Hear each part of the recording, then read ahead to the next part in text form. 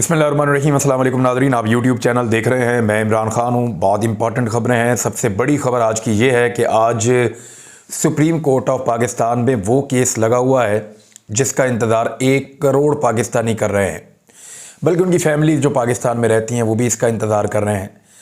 लगभग 1 करोड़ के करीब पाकिस्तानी ऐसे हैं जो ओवरसीज़ हैं, जो रहते दूसरे मुल्कों में हैं और पैसा पाकिस्तान में कमा कर भेजते हैं। यही लोग जो हैं वो अरबों डॉलर पाकिस्तान में हर साल भिजवाते हैं और ये इतना पैसा पाकिस्तान में भेजते हैं कि पाकिस्तान की एक्सपोर्ट से भी ज़्यादा इनका पैसा बढ़ जाता है। और इनका भेजा हुआ पैसा पाकिस्तान के लिए कितना इम्पॉर्टेंट है इसका अंदाज़ा तमाम मईशतदानों को है। अब ये ओवरसीज़ पाकिस्तानी हैं। ओवरसीज़ पाकिस्तानी जो हैं उनके पास वोट डालने का हक़ नहीं है। दुनिया भर के जो तरक्की याफ्ता ममालिक हैं या इवन जो तरक्की पजीर ममालिक हैं, उनके जो ओवरसीज़ शहरी होते हैं जो दूसरे मुल्कों में जाकर रहते हैं, और इंडिया के अंदर भी ऐसे लोग होते हैं, अमेरिका में हैं, बाकी यूरोप में हैं, तो उनको ये हक़ दिया जाता है कि वो अपने इलेक्टोरल सिस्टम के मुताबिक एक तरीक़ाकार बनाकर दिया जाता है जिसके मुताबिक वो इंतखाबात के अंदर वोट डाल सकते हैं, वो फ़ैसला कर सकते हैं अपने मुल्क के मुस्तकबिल का। लेकिन पाकिस्तानी जो ओवरसीज़ हैं उनको ये फ़ैसले का हक़ नहीं दिया गया। इस फ़ैसले के हक़ के लिए ओवरसीज़ पाकिस्तानी बड़े लंबे अरसे से आवाज़ उठा रहे हैं और आज वो अहम तरीन दिन है जब सुप्रीम कोर्ट ऑफ पाकिस्तान का 3 रुकनी बेंच इमरान खान साहब और शेख रशीद अहमद साहब की दरख्वास्तों के ऊपर इस अहम तरीन केस को सुनने जा रहा है, जिसमें ओवरसीज़ पाकिस्तानियों ने वोट के हक़ के लिए गुजारिश की है।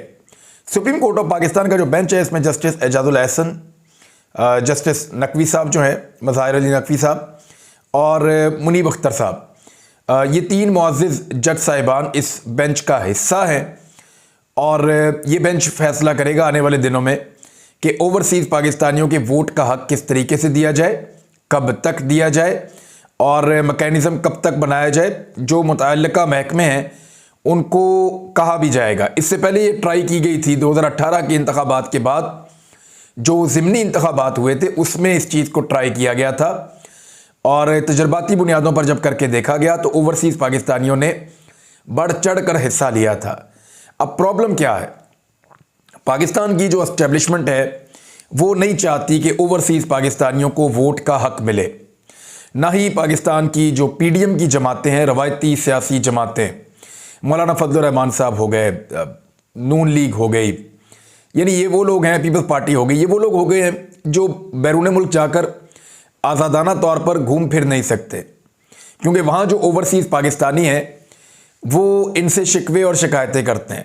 ख़ास तौर पे जो जमहूरी मुल्क हैं वहाँ पे रहने वाले ओवरसीज़ पाकिस्तानी बहुत ज़्यादा शिकवे और शिकायतें करते हैं और उनका बार बार ये कहना है कि आप जिस तरह की ज़िंदगी गुजार रहे हैं या जो आपका तर्ज़ हुक्मरानी है, जिन मुल्कों में हम आए हैं वहाँ पे ऐसा नहीं है।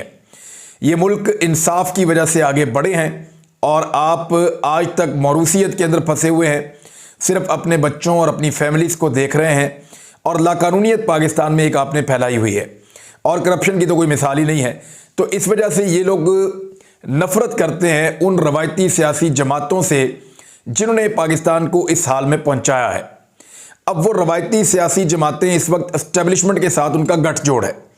एस्टेब्लिशमेंट चाहती है कि वो रवायती सियासी जमातें वो आगे बढ़ें और इमरान खान का रास्ता रोका जाए। ओवरसीज़ पाकिस्तानियों का 90% वोट, या हो सकता है कि इससे ज़्यादा वोट, वो इमरान खान साहब के साथ है और उनके वोट डालने की कैपेसिटी भी ज़्यादा है। यानी वो लोग क्योंकि पाकिस्तान से दूर रहते हैं तो पाकिस्तान के बारे में ज़्यादा फ़िक्रमंद रहते हैं, वो ज़्यादा बड़ी तादाद में निकलकर वोट डालने के लिए आते हैं।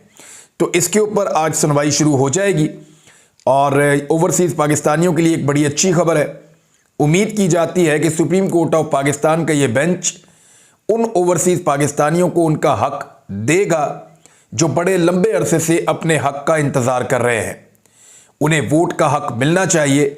आपको सिर्फ उनके डॉलर, रियाल, दिरहम और पाउंड्स नहीं चाहिए, बल्कि उनको वोट का हक़ भी देना चाहिए। सऊदी अरब में और UAE में अगर आप मिलाकर देखें तो लगभग 2.5 से 3 मिलियन लोग तो सिर्फ यहीं रहते हैं।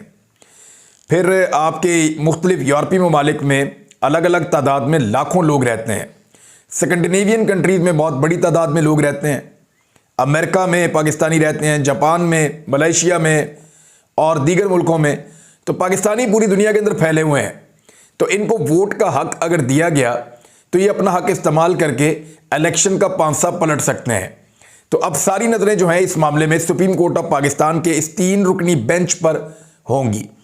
डार साहब ने मईशत की मुकम्मल तौर पे तबाही फेर दी है। वो तमाम सहाफ़ी, मैं उनका नाम नहीं लूँगा क्योंकि किसी को शर्मिंदा नहीं करना चाहिए, उनमें ख़वातीन भी हैं, उनमें हजरात भी हैं। इन्होंने बिल्कुल मरासियों की तरह जो है वो भगड़े डाल डाल कर ये कहा था कि इसहाक डार साहब आ गए हैं, अब पता नहीं वो क्या कर डालेंगे। इसहाक डार साहब को एक मसीहा बनाकर पेश किया गया। यहाँ तक कहा गया कि इमरान खान को इस बात का खौफ है कि इसहाक डार साहब अगर मईशत को संभाल लेते हैं तो इमरान खान साहब की जो अपोजिशन की सियासत है वो ख़त्म हो जाएगी। ये तक कहा गया कि डॉलर डार साहब से डर गया है, सहम गया है। ये तक कहा गया कि डार साहब ने मईशत को संभाला दे दिया है और हर चीज़ कंट्रोल में आ गई है। बहुत बड़े बड़े बुलंगो बांग दावे किए गए, हालांकि आदाद शुमार उस वक्त भी कोई इतने अच्छे नहीं थे। मसनूई कुछ कॉस्मेटिक सॉल्यूशंस डार साहब ने निकाले थे और फिर कंपेन्स चलवाई गई थी मीडिया में, लेकिन सारा कुछ उल्टा हो गया। अब IMF की तमाम शराइत भी मान रहे हैं, यानी इसको कहते हैं कि 100 जूते और 100 प्याज। वैसे मुझे ऐसे लगता है कि 80-85 जूते और 80-85 प्याज तो हो गए हैं, लेकिन कल साबिर शाकिर साहब ने कहा कि नहीं, अभी 70 जूते और 70 प्याज हुए हैं, 30 जूते और 30 प्याज अभी इन्होंने मजीद खाने हैं। उनका तजर्बा ज़्यादा है, हो सकता है मजीद खाने हो, लेकिन मुझे तो लगता है कि इतने जूते और इतने प्याज खाने के बाद मजीद कैपेसिटी किसी में रहती नहीं है। डार साहब ने मईशत का भट्टा बिठाने के बाद अब शरह सूद में 3% मजीद इजाफा कर दिया है। 17% से शरह सूद बढ़ाकर इसको ले गए हैं 20% तक, और महंगाई की जो शरह है वो इससे लगातार बढ़ती चली जाएगी और कारोबार जो है वो कम होता चला जाएगा। जिन पाकिस्तानियों ने कर्ज लिया है उनको ज़्यादा सूद अदा करना पड़ेगा। जो पाकिस्तानी कारोबार के लिए कर्ज लेना चाहते हैं वो कर्ज लेने से डरेंगे और कारोबार कम होगा, पाकिस्तान में एम्प्लॉयमेंट कम होगी।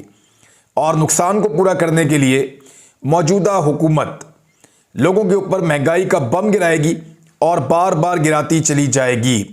गुज़िश्ता 1.5 साल के अंदर पाकिस्तान में शरह सूद में 13% तक इजाफा कर दिया गया है। मईशत के लिए आज बदतरीन दिन करार दिया कल के दिन को मिफ्ता इस्माइल साहब ने, और उन्होंने कहा कि पाकिस्तान की मईशत के लिए बहुत बुरा दिन है कल का दिन जो था, क्योंकि रुपया डॉलर के मुकाबले में 300 तक पहुंच गया है, जबकि पॉलिसी रेट में भी 3% इजाफा करके शरह सूद को 20% कर दिया गया है। जिसके लिए तवक्को थी कि 2% बढ़ाया जाएगा, उसको 3% बढ़ाया डार साहब ने। मिफ्ता इस्माइल ने कहा कि उम्मीद करते हैं कि यह सब करने के बाद बैनुल-अक़वामी मालियाती फ़ंड से मुआहदा हो जाएगा। जब डॉलर 240 पर था तो उम्मीद की जा रही थी कि मज़ीद कम होगा, मगर उसको मसनूई तरीके से रोकने की कोई ज़रूरत नहीं थी। जब आपको पता भी था कि ख़जाना में पैसे नहीं हैं और ना ही दुनिया कर्ज देना चाहती है, पेट्रोल 5 रुपये कम करना और फिर 30 रुपये बढ़ाना कोई माशी पॉलिसी नहीं है, बल्कि मईशत से खिलवाड़ है। ये मिफ्ता इस्माइल साहब फरमा रहे हैं इसहाक डार के बारे में। इसहाक डार के बारे में शब्बर जैदी साहब ने भी ये क्लेम किया है कि 2 अहम लोगों की मुलाकात हुई है। वैसे एक मुलाकात जो है वो शहबाज शरीफ साहब की और आर्मी चीफ की भी हुई है। हो सकता है कि वो इस मुलाकात की तरफ इशारा कर रहे हों, लेकिन उन्होंने नाम नहीं लिया। उन्होंने कहा 2 अहम तरीन लोगों की मुलाकात के अंदर इसहाक डार साहब या माशी टीम के हवाले से शदीद खदशात का इजहार किया गया है और डार साहब के लिए अगले 72 घंटे बहुत अहम है। इसहाक डार के ऊपर बहुत ज़्यादा दबाव है इस्तीफ़ा देने के लिए, और वो फ्रस्ट्रेशन के अंदर अजीबोगरीब उन्होंने बातें शुरू कर दी हैं। यानी उन्होंने इमरान खान साहब के ट्वीट का जो जवाब दिया उसमें तुम तू तरा करके वो बात कर रहे हैं। तो डार साहब मुकम्मल तौर पे बुखला गए हैं। इकॉनमी उनकी कैपेसिटी से बाहर का सब्जेक्ट है। वो एक अकाउंटेंट हैं, वो एक इकोनॉमिस्ट नहीं है। अकाउंटेंट ने बड़े दावे किए थे कि मैं IMF का तजर्बाकार हूँ, IMF को संभाल लूँगा, मैं ये कर लूँगा, मैं वो कर लूँगा, और वो कुछ भी नहीं कर पाए। अब मिफ्ता इस्माइल साहब, उनके लिए बदला लेने का टाइम आया है और वो डार साहब के पोल खोलते चले जा रहे हैं। सोने की कीमत पाकिस्तान में जब डॉलर को जंप लगी है तो एकदम बढ़ गई है। 9,400 रुपये फ़ी तोला सोने के ऊपर दोबारा इजाफा हो गया है और ये सूरत ऐसा लगता है रुकने का नाम नहीं लेगी। आने वाले दिनों में हो सकता है कि डॉलर की कीमत मजीद बढ़ जाए।